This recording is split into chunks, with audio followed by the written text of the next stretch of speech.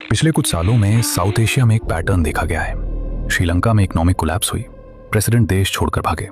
बांग्लादेश में शेख हसीना को 2024 में अपना देश छोड़ना पड़ा। पाकिस्तान में एक प्राइम मिनिस्टर जेल में है। नेपाल में यूथ सड़कों पर था, पार्लियामेंट पर हमला हुआ। म्यांमार में इंस्टीट्यूशंस ध्वस्त हो गईं। ये सब अलग अलग देश हैं, अलग अलग सरकारें हैं, पर पैटर्न एक जैसा है। हर जगह पहले एक ही चीज हुई, युवाओं को सिस्टम के खिलाफ खड़ा किया गया।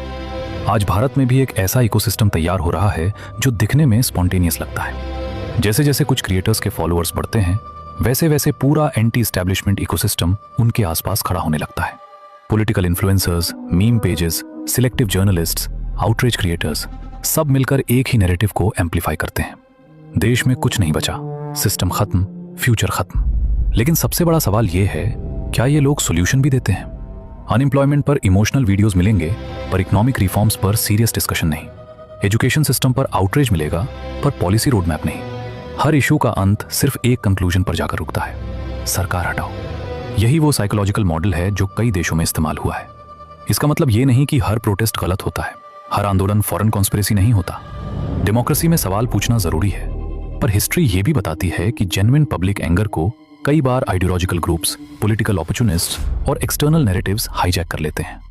किसी भी स्टेबल नेशन को बाहर से हराना मुश्किल होता है। इसीलिए मॉडर्न वॉरफेयर अब बॉर्डर्स पर नहीं, नैरेटिव्स पर लड़ी जाती है।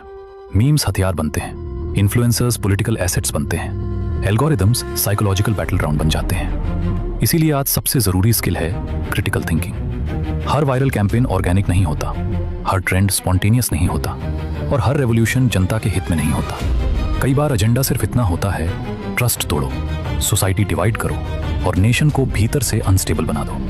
इतिहास ये बार बार बताता है और हम बार बार भूल जाते हैं। सबसे डेंजरस चीज ये है कि जब युवाओं को ये विश्वास दिला दिया जाए कि डिस्ट्रैक्शन ही रेवोल्यूशन है, कि केओस ही चेंज है, कि इंस्टीट्यूशंस तोड़ना ही फ्रीडम है, और जब तक हम ये समझें तब तक खेल खेला जा चुका होता है। अगर आपको भी लगता है कि ये पैटर्न भारत में भी दिख रहा है, तो कमेंट करके अपने विचार जरूर बताएं।